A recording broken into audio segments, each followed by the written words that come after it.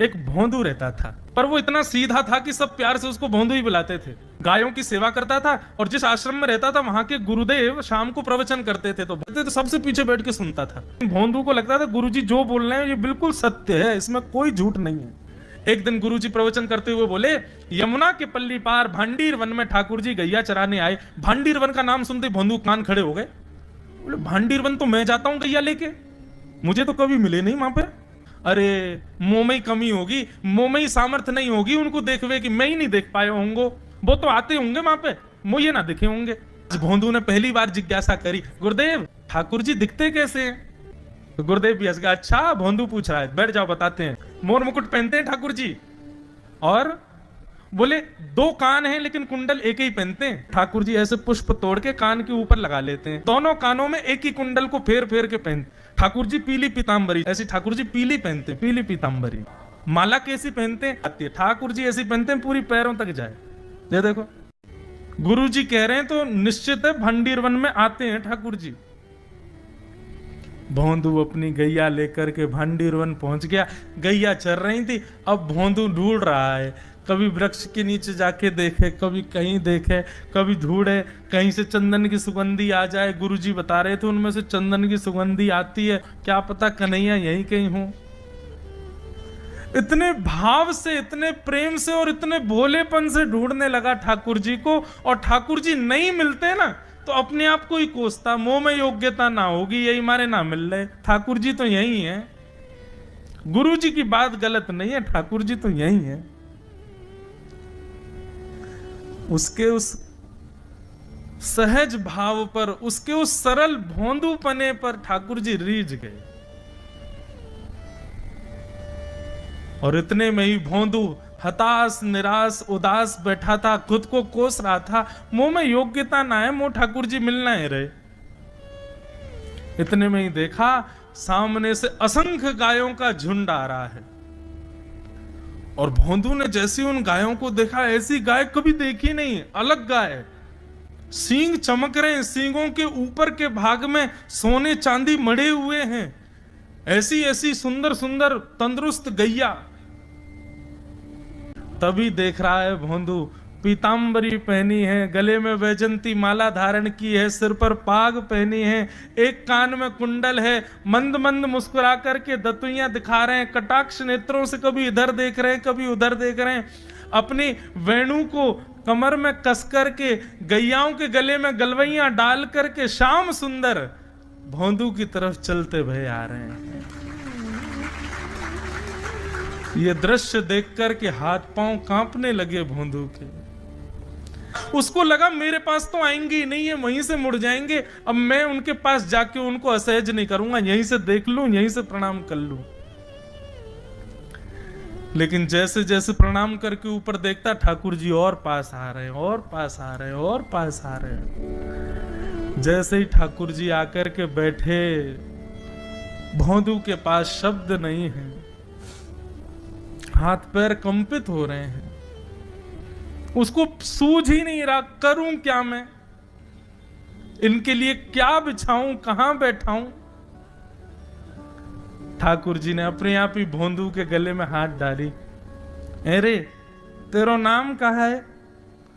जैसे ही ठाकुर जी ने नाम पूछा, भोंदू अपना ही नाम भूल गया, बोले मुझे याद ही नहीं मेरा नाम क्या है, पर प्रेम से सब लोग मुझे भोंदू बुलाते हैं। अब तो भोंदू नाम सुनते ही ठाकुर जी ताली दे दे के हंसने लगे, तेरा नाम भोंदू है? बोले हाँ मेरा नाम भोंदू है। और ठाकुर जी आपको अच्छा लगा? बोले हाँ बहुत अच्छा लगा।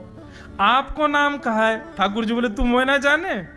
बोले जानू तो ना हूं, लेकिन गुरु जी ने जैसा रूप बताया वैसा ही है आपको, तो आप कहीं नंद नंदन तो नहीं हो?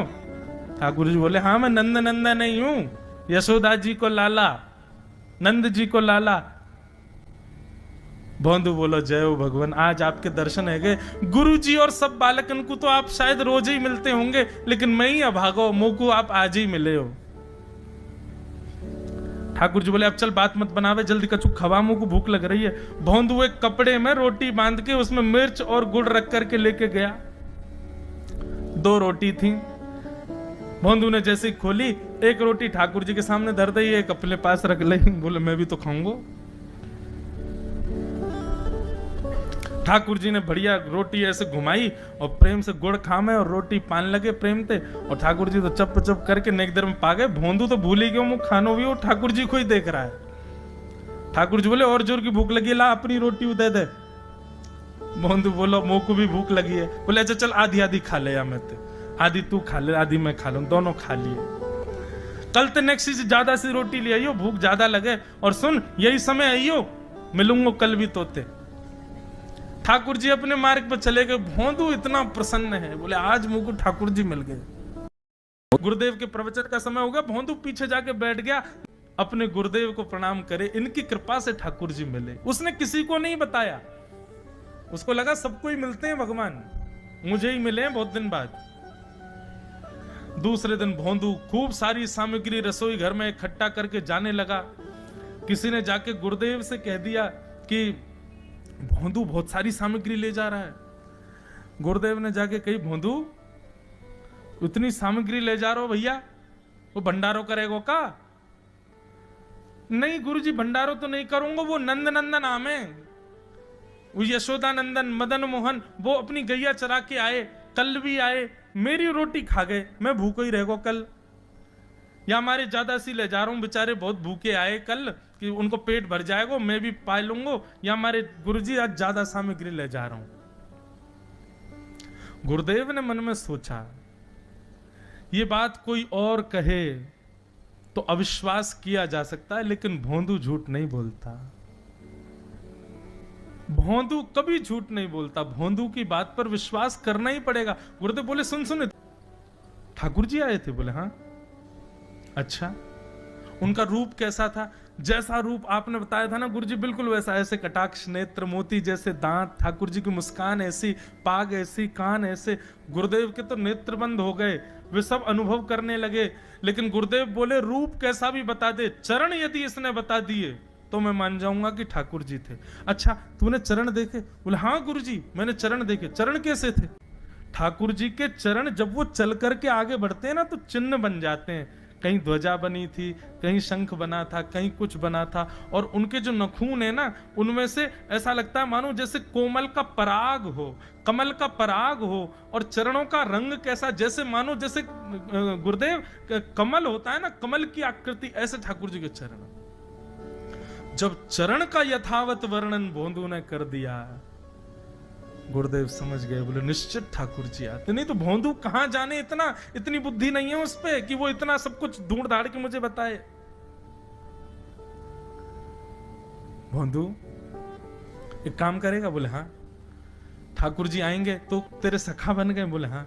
तो उनको लेकर के आश्रम आ जा, यहां पे आ जा।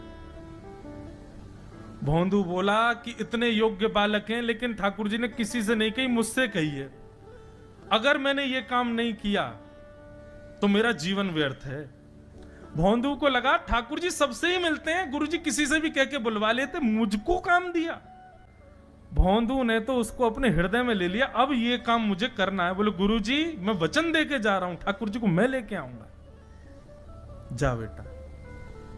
भोंदू वन में चला गया। अब तो उसको मिलने की भी एक्साइटमेंट नहीं है और कोई उसके मन में भाव ही नहीं है, उसको ये है बस ठाकुर जी को मैं ले जाऊं। जा करके बैठा, ठाकुर जी अपनी गैया चराते भये, ठाकुर जी आए, रूप देख करके फिर से भावुक हो गया भोंदू। ठाकुर जी आकर के बैठ गए, बोले चल जल्दी निकाल रोटी, भूख लगी है मुंह को।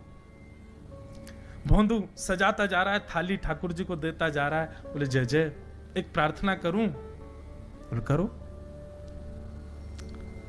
आप मेरे संग मेरे सखाओ ना आप? बोले हाँ तेरो सखाऊं तो मेरी बात मानोगे? बोले कहा आप मेरे संग आश्रम चलो गुरु जी के पास। ठाकुर जी रोटी पाते जा रहे, ठाकुर जी ने अनसुनी कर दी बात। बोले जय जय कछु कहो ना, आप चलोगे ना? ठाकुर जी बोले हम तेरे सखा हैं, तेरे गुरु जी के सखा नहीं है। तू मोते मिल, तू मेरे संग खा, तू मेरे संग रहे, तू कछु कर, तो कुछ सब अधिकार है, लेकिन ये हम गुरु जी ते मिल बातें मिल ये सब हम नहीं करेंगे। हम बस तेरे सखाएं तो ही जाने और कोई ना जाने। ए जय जय ऐसे मत कहो ना, वे नहीं बताते तो मैं तो आपको देख ही नहीं पाता, मैं तो आपको जानता ही ना हूं। उनने ही तो मुझको बताई कि आप भांडीर बनाते हो, आपका रूप ऐसा है। उनने कृपा करके मुंह को आपसे मिलवाए हो, वही हमारी मित्रता के मूल आधार हैं, उनसे तो मिलवे चलो ना। ठाकुर जी बोले देख ज्यादा जिद मत करे, हमने तो उसे एक बार कह दी हम नहीं जाएंगे नहीं जाएंगे नहीं जाएंगे। ठाकुर जी रोटी पा रहे थे तो भोंदू ने हाथ से रोटी और छनाई बोले ये भी दो, ये भी गुरु जी की है, लाओ ये मिर्च गुड़ सब दो, ये सब गुरु जी को, ये भी मत खाओ। और सुनो, यदि हमारे गुरु जी से आपको प्रेम नहीं है तो हमको आपसे प्रेम नहीं है। कल ते अपनी गैयान को लेके कहीं और चरावे जाओ, होंगे तुम नंदन अपने गांव के, मेरे गुरु जी के पास नहीं जाओगे। और सुनो, ये मुंह में जो रोटी रखी जाओ को उगल ले आओ, ये भी गुरु जी की रसोई में बनी है, हमारे गुरु जी से नहीं मिलेंगे। ठाकुर जी बोले अरे भोंदू ने रुक तो, नहीं नहीं नहीं अब तो मैं सुनूंगा ही नहीं, आपने ऐसे कैसे कह दी नहीं जाएंगे, 3 बार नहीं जाएंगे नहीं जाएंगे। और ये भांडीरवन मेरो है, मैं यहां गैया चरावे आऊं, कल से अगर तुम और तुम्हारी गैया दिख गई मुंह को तो तुम्हारी गैयान को लेके मैं चलो जाऊंगा आश्रम, फिर तुम्हारी मैया बाबा तुमको मारेंगे। ठाकुर जी बोले अरे भोंदू इतना नाराज? बोले यदि मुंह से मित्रता रखनी है तो मुंह को वचन देना पड़ेगा कि आप आश्रम चलोगे, और अगर आपने फिर से नहीं कही तो मैं जा रहा हूं वापस, और कभी आपको मुख नहीं देखूंगा, अपना मुख नहीं दिखाऊंगा। ठाकुर जी बोले इस मुख को देखने के लिए या संग के लिए लोग पता हो तो कितनी तपस्या करें। बोले जो तपस्या करें उनको मुबारक, तुम मुंह को ना चाहिए, मुंह ना मिलनो तुमते, मुंह कोई गरज ना पड़ रही तुमते, आज तक नहीं मिले कल ही तो मिले हो मोते, वो भी गुरुदेव की कृपा से मिले हो, जाओ मत मिलियो, मुझे ना चाहिए तुम। ठाकुर जी बोले मैं तो ना जाऊंगा, मैं तो तेरे पास ही रहूंगा। बोले तुम मत जाओ मैं जा रहा हूं। कि जाने लगा वापस। भोंदू, ठाकुर जी पुकार रहे हैं भोंदू को, मानो जैसे त्रिलोकी लेके जा रहा है वो ठाकुर जी के, जैसे मानो पूरा ऐश्वर्य ठाकुर जी का ले जा रहा हो। अरे भोंदू ने रुक तो जा। भोंदू बोला अपना मुख भी नहीं दिखाऊंगा यदि आप नहीं चलोगे तो। भोंदू थोड़ी दूर गया, ठाकुर जी को लगी वापस आ जाएगा, थोड़ी और दूर गया, लगा अब आ जाएगा, लेकिन जब भोंदू दिखना बंद हो गया हमारे ठाकुर जी विचलित हो गए, दौड़े भोंदू की तरफ। ठाकुर जी दौड़ करके गए और जाकर के भोंदू के पित्ती पे चढ़ गए। बोले ले चल अपने गुरुदेव के पास, चलूंगा तू जहां कहेगो, लेकिन तो दूर नहीं जान दूंगा। और भोंदू ठाकुर जी को ऐसे ऊपर चढ़ा करके लेकर के आश्रम जा रहा है। गुरुदेव आकर के खड़े हो गए और मन में बस विचार कर रहे थे, हाथ पांव कांप रहे थे, बोले ठाकुर जी आएंगे कि नहीं। इतने में ही भोंदू आया और तभी देखा भोंदू के पिद्दी पर ठाकुर जी टंगे भय आ रहे हैं। आज गुरुदेव ने जाकर के पहले भोंदू को प्रणाम किया, बोले जय हो, धन्य है तू, इतनी तपस्या की, इतना भजन किया, घर परिवार त्याग दिया, वैराग्य त्याग सब हमारे जीवन में, तब भी ठाकुर जी नहीं मिले। लेकिन वारे भोंदू, तेरी सरलता, तेरी सहजता, तेरा ये निर्मल भाव कि ठाकुर जी तेरे अधीन होके यहां आश्रम तक चले आए।